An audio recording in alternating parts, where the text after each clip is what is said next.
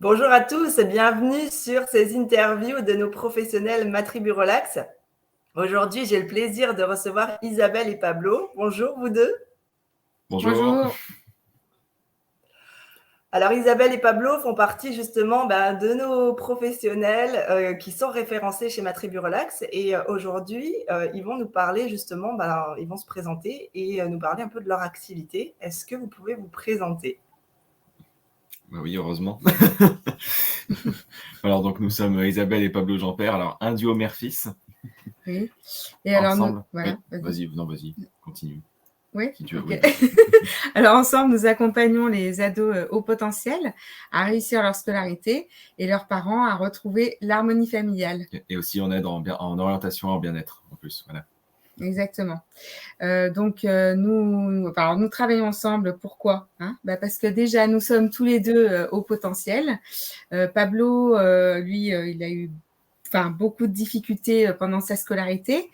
Moi, j'ai eu beaucoup de difficultés aussi à retrouver ce lien avec Pablo.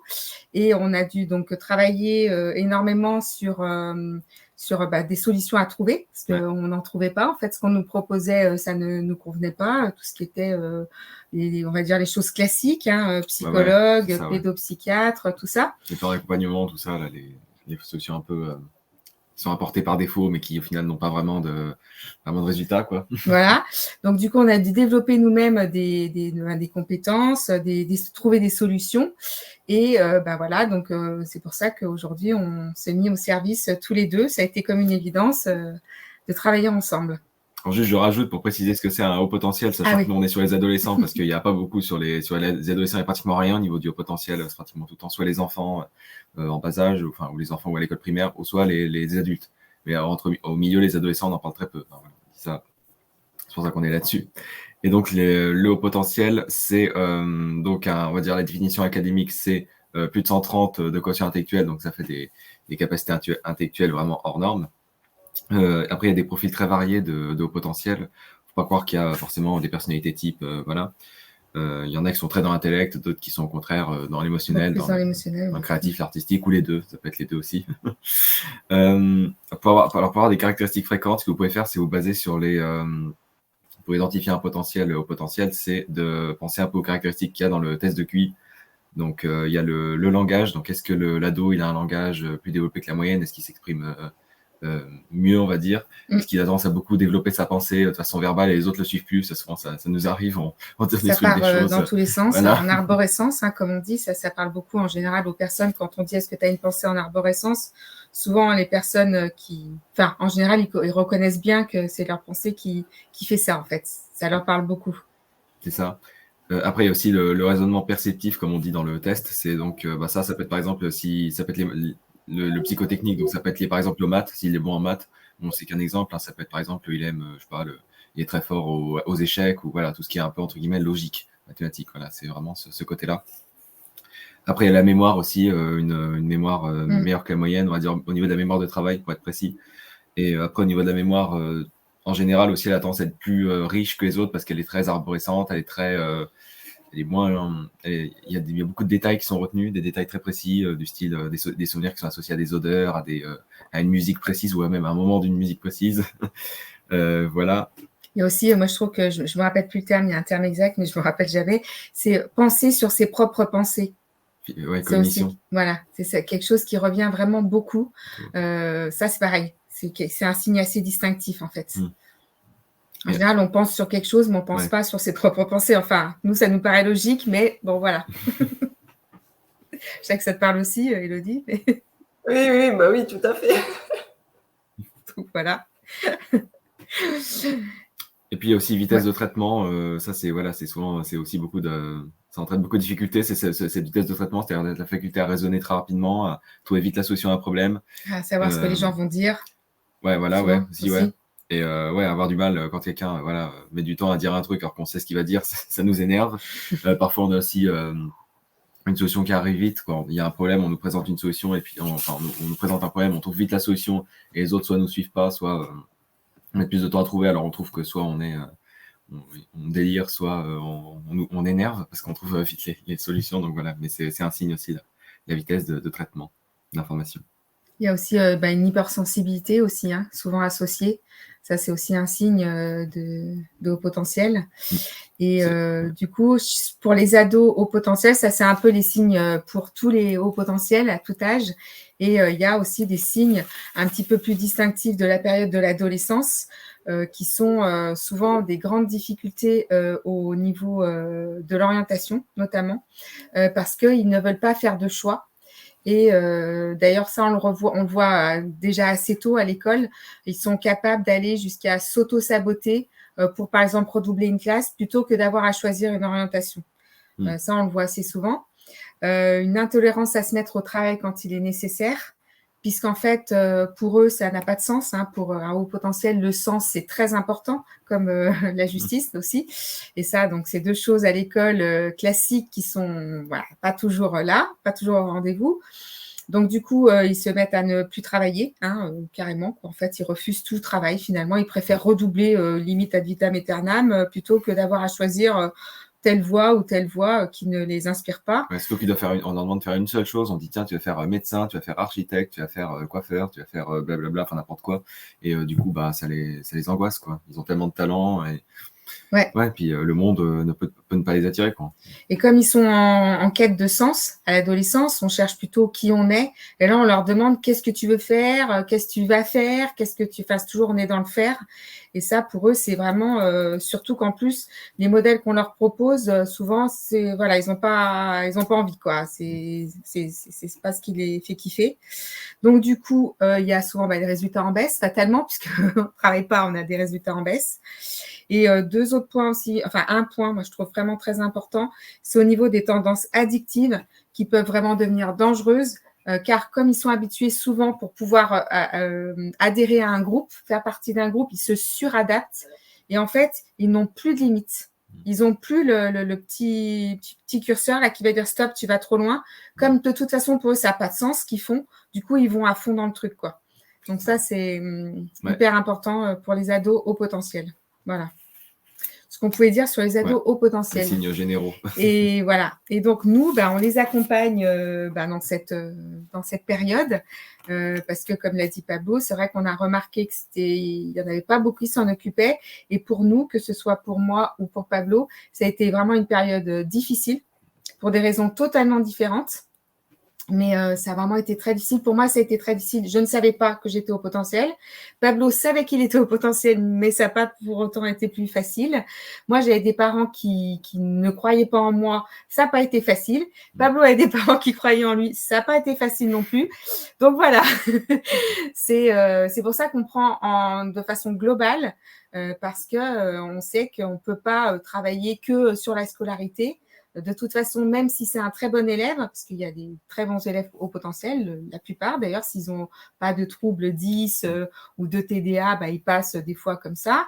Ils se retrouvent dans une voie parce qu'ils sont bons, parce que les parents ont fait tous fait médecine, ou enfin, il y a plein de raisons qui font de ça. Et en fait, ils arrivent à 25 ans, 30 ans, burn-out, ça ne me plaît pas ce que je fais. Qu'est-ce que je fais maintenant? Je ne sais pas, je ne sais toujours pas qui je suis. Je ne connais toujours pas mes valeurs. Non, mais c'est important de le dire et c'est intéressant ce que vous avez dit que le haut potentiel peut être aussi mixé avec des troubles 10, un TDA, autre chose, parce qu'on a tendance à voir le haut potentiel comme l'élève surdoué. Et puis, on se demande en fait pourquoi il y a un problème puisqu'il est surdoué, alors que déjà, il y a des tas de profils différents. Et en plus, il y a l'aspect émotionnel qui rentre en jeu. Donc, c'est vraiment important de mettre le doigt là-dessus pour les parents qui vont écouter cette vidéo pour comprendre un petit peu qu'est-ce qui se joue. Et peut-être que dans les caractéristiques, vous êtes reconnu vous-même ou vous avez reconnu votre enfant. Et donc, Isabelle et Pablo, justement, sont là pour vous accompagner. Est-ce que vous pouvez partager, par exemple, quelles sont les problématiques pour lesquelles vos clients viennent vous voir le plus souvent? Alors, souvent, on a vraiment toutes sortes de problématiques. Il y a souvent donc des adolescents, comme on a dit, qui vraiment, en fait, ils n'y arrivent plus. C'est-à-dire que les parents donc les ont sortis de l'école parce qu'ils se rendent bien compte qu'ils ont essayé diverses choses, mais ils n'y arrivent plus. L'adolescent n'arrive plus du tout à aller à l'école. Donc ça, on a souvent ça. On a des adolescents qui ont des problèmes d'orientation. C'est-à-dire qu'il y a aussi ce côté multipotentiel qui peut aussi se rajouter. C'est-à-dire qu'ils ont envie de faire plein de choses et c'est super. Heureusement qu'ils ont envie de faire plein de choses, c'est qu'ils sont pleins de… Voilà. Mais qu'est-ce que je fais? Comment je fais? Pourquoi ça? On me dit que je dois choisir une chose, parce qu'en France, il y a le fameux Parcoursup, tu dois choisir, enfin bref. Donc, on a beaucoup ça. Il y a ceux qui cherchent l'excellence aussi, et qui sont un peu en mode je ne sais pas comment faire, ou alors je suis frustré parce que c'est trop simple, ou alors je veux faire encore mieux, mais je ne sais pas comment y prendre. Ou alors même les parents qui disent mais elle a des bons, enfin il ou elle a des bons résultats, mais pourtant il travaille pas, elle travaille pas. Oui, il y a des parents qui sont inquiets pour ça, ouais. Ils ont peur qu'en fait ils se prennent un jour un mur. Voilà. Ça, donc parce qu'ils se rendent compte qu'en fait ce sont des bons élèves qui ont des facilités, mais pour autant ce qu'on propose à l'école actuellement en France, ça les nourrit pas assez en fait, et du coup ils ont peur que leur enfant ne trouve pas leur voie, ne trouve pas sa voie en fait, qu'ils savent pas ces élèves qui sont bons en tout. Enfin, je sais que Pablo c'était ça, mais Pablo lui il avait pourtant des difficultés puisqu'il a notamment une dyspraxie, mais du coup il savait pas qu'est-ce que je fais. Et ouais, qu'est-ce que tu fais? Toujours faire. Et donc, ça, souvent, les parents, si c'est une inquiétude pour eux, de se tromper de voie, en fait. Voilà. Il y a le familial aussi. Il y a aussi parfois le familial, le côté… Il y a aussi le familial. Parfois, surtout quand il y a beaucoup de HP là, qui se mettent les uns sur les autres, ils partent dans tous les sens, là. Ouais. On n'arrive pas à canaliser toute l'énergie, là. On est déjà allé, même, on a déjà eu des familles même de THP très haut potentiel. Oui, on a eu des THP avec le fils et la mère qui avaient un TDAH. Hyperactivité, machin. C'était pas mal. Enfin, non, la maman TDAH et l'enfant TDA. Et c'était chaud, quoi. Chaud. Mais oui, c'est ce que j'allais vous demander, c'est en quoi, en fait, finalement, ça impacte sur l'harmonie familiale, puisque vous accompagnez aussi à ça.